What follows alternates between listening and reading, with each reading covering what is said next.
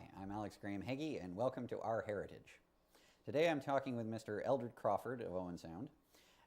Eldred served his country in the Second World War, but his career after that is also terribly memorable. He went on to become a teacher, including one of the first teachers at West Hill School. So today we're going to be talking about a little bit of both.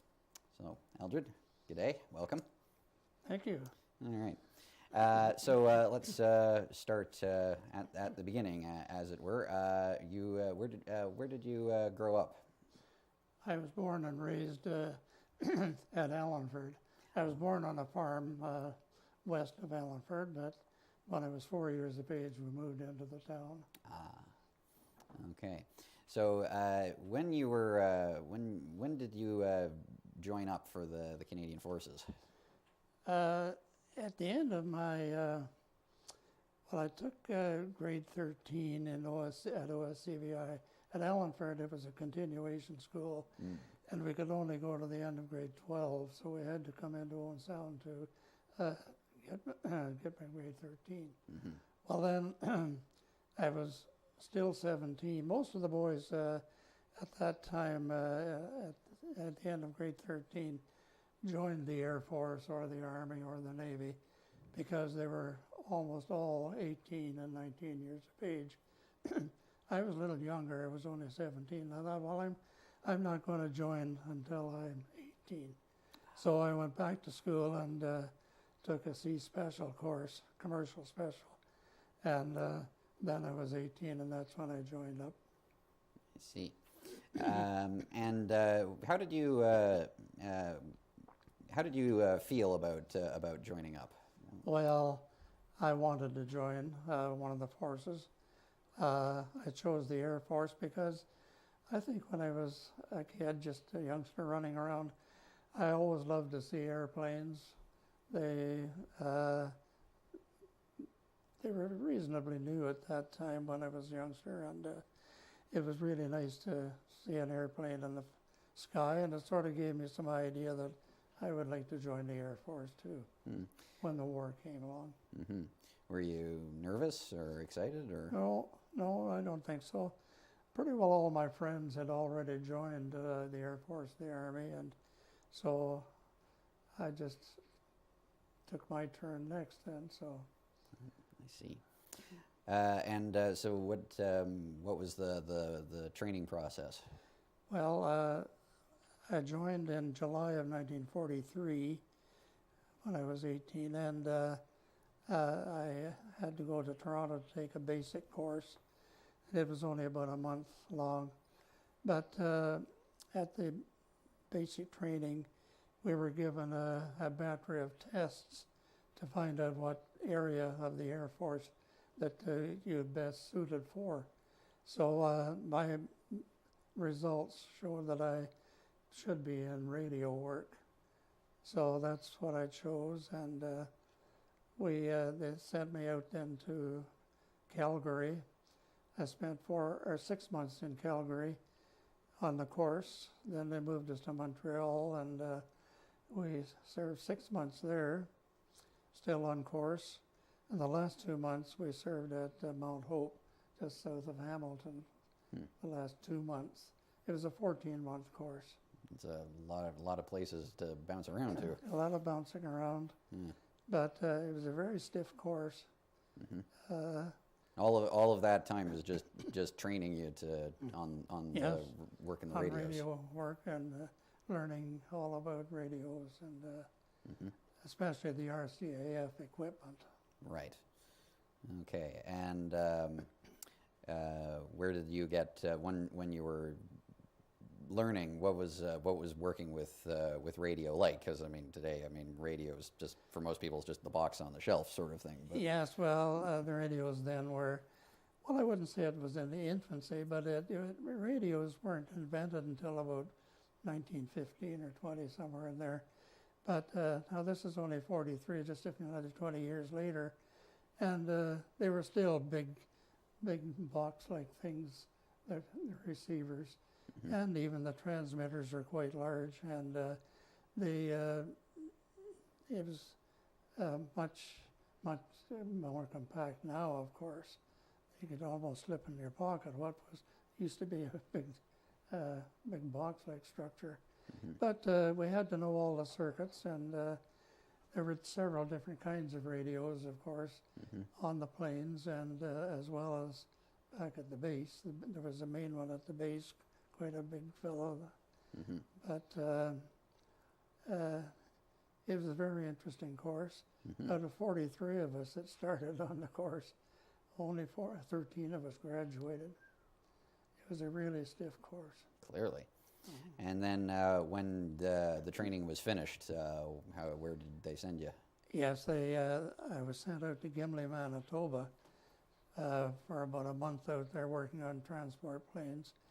And then a call came for overseas, and I did want to go overseas. And I was able to, I got in the lineup for the overseas, and I saw the medical arts officer in the afternoon, about 2 o'clock, and checked me all over, and he said, "Oh, you're in good shape, except for your tonsils. We can't send you overseas with tonsils like you have." So I said, "Well, when can they come out?" "Well, report to the hospital at 4 o'clock that afternoon." Next morning at 8 o'clock, my tonsils were out. So I had to head for Halifax then after that, and ready to board the Aquitania for Britain. Oh, they rushed you right along there. Oh, yes. Yeah. Right from the operating table to the boat. Yes, well, then we got to Britain. We unloaded in Scotland, but they sent me to the northern part of England. That's where most of the bomber bases were, and the bomber base I was sent to was Dishforth, and there were 4 or 5 RCAF bases, all within 5 or 6 miles of each other. Oh yeah. Up in that area in Yorkshire, and it was we worked on Halifaxes and Lancasters, the big planes. Yeah. Yeah, and was it? Did they take a lot of punishment at that time? Or? Oh yes, we waited until they would come back from their bombing runs, and then the pilot would be debriefed, and he would report whether such and such a radio was not functioning properly, or a lot of static or something like that, you know. Of course, remember the radios in those days were pretty fragile. They had tubes, and the tubes, if they were bounced around a little bit at all, the filaments broke, and right. Often that was the case where certain tubes were broken, and yeah, we'd have to replace that. And there's the plane getting shot at for good measure, Yes. so that can't Yes, help. planes took quite a beating at the time, coming home. Okay. Well, we're going to take a quick break and then come back, so please join us.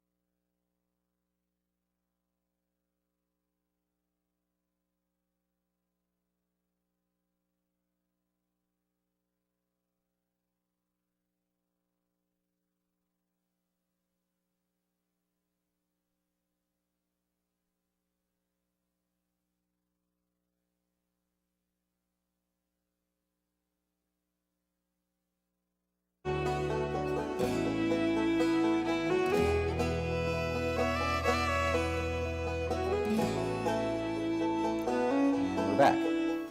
So, Eldred, the war finally ended. That must have been a relief. Yes, quite a relief. Yes, I had only been overseas 4 or 5 months, I guess, before the war ended. And, well, once the war ended, of course, there was no need for the bomber planes, so they just lined them up along the tarmac and never to be used again. So I was sent down to a transport squadron in Down Anthony, and our job then was to transport food and clothing across to the continent because they were just starving over there. Holland and Belgium and France. The farmers produced a lot of food, but the Germans took it all. And they left about 10% of the food for the people there, but it still wasn't nearly enough. So they were telling us that if they had to put in one more winter, there'd have been a lot of starvation in Western Europe. Heavens. So the idea was to take over loads and loads of material over there. They would make a couple or 2 or 3 trips a day, across, because they're not far, from England across to Holland and France and so on. 200 or 300 miles, and there's over and back, and but they just filled the planes right up and unload them again, and back they come for more. Wow. It was quite a relief effort. And then, how long were you there before it was time to come home? So. Well, I didn't get home until June of 1946.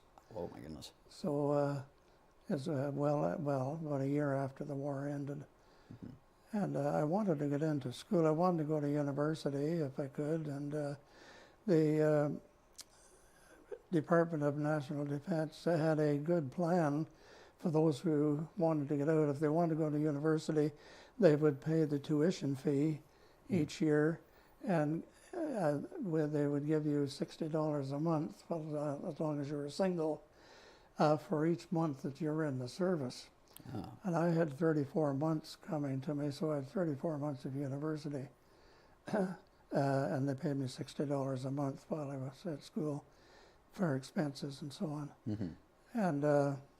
And my 5th year, I got my degree at the end of 4 years, but at the end of my 5th year, before the end of the 5th year, my time ran out in February of that 5th year. But they came and talked to me and said, "Your time's run out," and I said, I figured it was coming pretty close.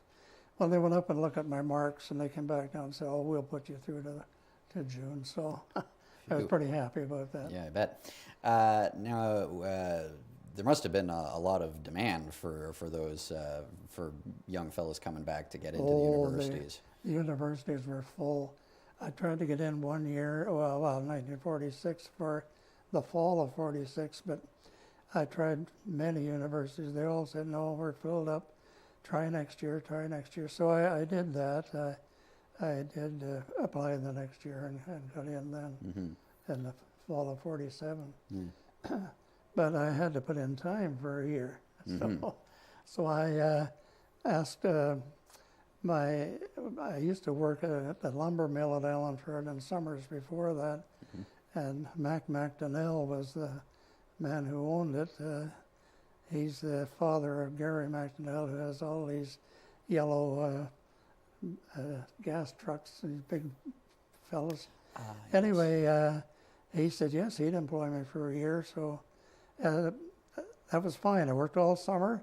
The last weekend in August, an inspector came out from Owen Sound, a school inspector wanted to see me and asked me if I had grade 13, and I said yes. And he said, "I'd like very much if you would start teaching at Parkhead next week." Teaching. Surprise. I had no teaching certificate. I had not gone to university. All I had was my grade 13, and that was several years ago. I'd been away for some time. Pardon me. But anyway, he said, well, come and see me tomorrow and give me an answer. So I did. Then on Saturday I went in and get told them. So they didn't, they started the school. I started teaching then the next year at public school. And you just had no idea how this guy Oh, found no, you? no, none at all. It was a one-room school, and we had all the grades except grade 2. And there was no kindergarten, of course, in those days in the small schools. Right. So, but we had a real good time. We got through it very nicely. But you would have known some of those kids or their families, yes? They knew me pretty well because I had played a lot of hockey and baseball, and if the kids didn't know me, certainly the parents did. So Okay. it worked out very well. Yeah. And so when you all obviously ultimately pursued teaching in your university, had you meant to do that anyway, or was this experience your inspiration? No, I'd say the experience at Parkhead certainly got me in the line for maybe being a teacher after I graduated.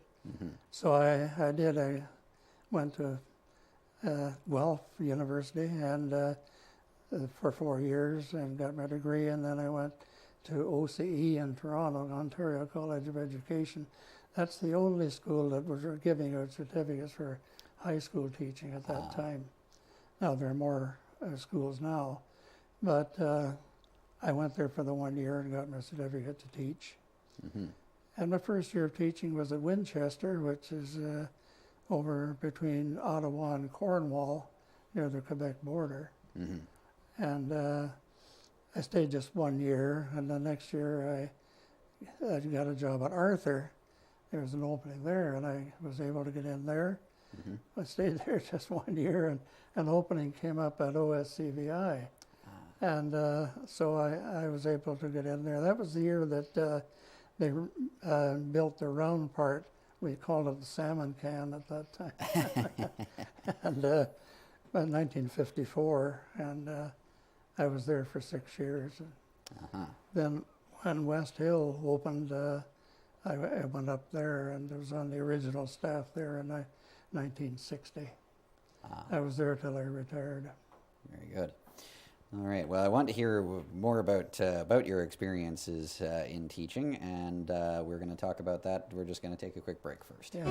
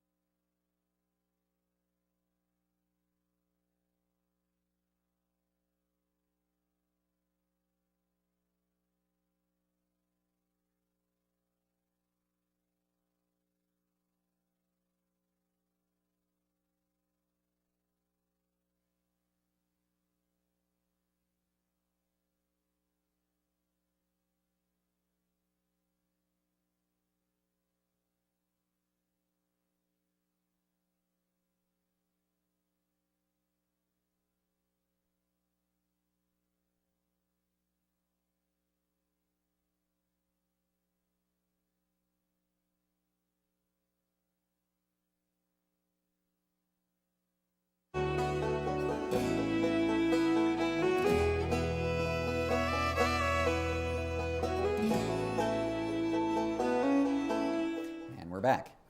So Eldred, your first teaching job out of school had, I understand, some rather stiff challenges to start you off with. It was a good school, I guess, to start my teaching career in the secondary system. It was a tough school. I didn't know until I got there and was teaching a week or two. I found out that the teacher I was replacing had quit the year before with a nervous breakdown. Oh my goodness. So and I could well understand why the discipline in that school was not good. And but we worked away on it. I think we finally got it under control. When I say we, there were only 9 teachers on the staff. 5 of us were brand new right out of OCE that year, 1952, and we worked on it ourselves, the 5 of us, and we really got the school under good control by the time June rolled around. But it took a whole year pretty well to get it in shape. Oh my goodness. So what was, tell me a bit more about what the issues were.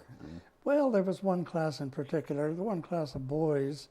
There were I'd say about 25 boys in that class, grade 10, and they were big farm boys, and they really didn't, I often said they went to school to play football in the fall and keep warm in the winter. but they were quite a problem. They really set out to try to disrupt the school as much as they could. Okay. And every time you had the class, it was almost hand-to-hand combat before you were finally finished with the class. But as I say, there was a ringleader, and that's always the way. There's always a ringleader, and I got him aside and had to manhandle him a bit, but I had quite a talk with him, and he became my good friend from then on. And we had a lot of cadet work in that school, Army cadets, just after the war. And we had an outing in Cornwall one weekend, and he came to me and wondered if he could come with my car. He wanted to drive with me. Oh, wow. I felt it was quite an honor to he was a nice boy, but he needed to be under control, a little more under control, and especially in a classroom situation. Understood. Yeah. Well, I would have loved to have been a fly on that wall for that conversation. And, well, it's a good way to start your career, I think. You know yourself that you don't depend on the principal to look after the problems in the school. You look after them yourself. It was a good training for me. Yeah. And trial by fire a little bit there, right? From then on, I didn't have any trouble with discipline, none. You ended up a principal yourself after a while, Yeah, I believe. so my last 5 years at West Hill, I was principal of the school. Okay. And so what I wanted to ask you, because I grew up in the 90s, and the education system in Ontario seemed to go through a certain amount of upheaval at the time. So I'd just be interested, for you've got a longer perspective on it than I have, about the way things have changed in education and teaching.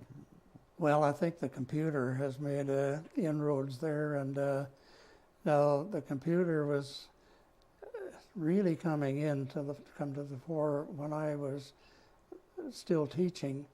But of course, as a principal, I wasn't teaching nearly as much.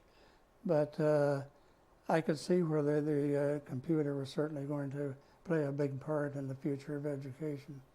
And I guess today now I've been retired now. I'm on my 32nd year out of school, and I know that the computers and the iPads and all these, I don't know what they mean anymore, but they are doing a large part in the educating of the young people today. Yeah, but I've worked with young kids, and it just baffles me that they've all got cell phones and all these sorts of gadgets. I'm thinking to myself, I couldn't lift a cell phone or a camera when I was your age, sort of thing. It left me behind the computer, and I think it's a good tool for the students if it's used well. No doubt it will be a big help. And you said your first class there was 25. Does that stray? Now, class sizes were getting, certainly, I don't know if they still are, but they were certainly getting a lot bigger when I was a kid. What to you is the ideal class size? Well, I think 25 is a good size. Mind you, smaller is better, but I had classes 30, 35, and so on, but as long as they kept things interesting and discipline was good, you don't mind a large class. Talking of discipline now, of course, bullying and the issues surrounding that has been, it certainly happened to me and to some extent, and of course, some kids have been put through it dreadfully, and it's been making news in the last couple of years. Now, how does that strike you? Yes, I understand there's a lot more bullying. It seems as though there's more bullying today than I was involved with. As a student, I don't remember any bullying. There were friendly pushes, and so on among friends. But as a teacher, I don't remember bullying in the classes. Nothing was brought to my attention at all. And as a principal, certainly I had no trouble. Nobody came to me and tried to report any bullying at all. It just didn't seem to be a problem then. But I think cyberbullying, now that's a whole new ball game. And now that came in since I was a teacher. But that's rough. That's going to be hard to deal with. And I think cyberbullying should be put under control early, and I think it's a terrible thing. Well, and we'll hope that anybody watching right now knows to ask for help if they're going through something like that. So, yes. Yeah. What about how? Just one last question is how is for the students' point of view? Did the way they learn change over the course of your career in any way? Well, as again I say, the computer I think has come in and they do a lot more hands-on sort of thing. But now I taught sciences, and you can't do anything without doing experiments in science, chemistry, and so on. I don't think that'll change much. You can't just read in a book what to do. You've got to perform the experiments, and I don't think that will change. Mathematics, though, I think probably can change.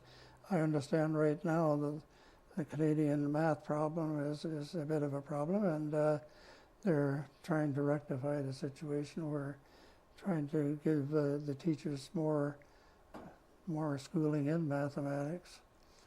I have a grandson who's teaching over in Hong Kong. Oh, really? He was teaching in India last year for 2 years, and before that he was in Abu Dhabi. But he teaches mathematics. Now it's elementary; it's grade 8. But he takes the students around to various contests, and he's winning almost all the contests he takes his class to. Oh, he's going to Singapore in another couple of weeks with his class. And, he knows his business. Yeah, he's a born math teacher. But I think this is what we need is more people who are really into math. Sounds like my high school math teacher. She's the one. She's got that streak. Yeah. Well, thank you very much, Eldred. That was a great reflection. I think a lot of teachers, if there's teachers watching, will be obliged for your perspective, and thank you for your military service as well. I appreciate it very much. Yeah. No, thank you very much. It's been a pleasure. Thank you. All right. I'll leave it at that. So.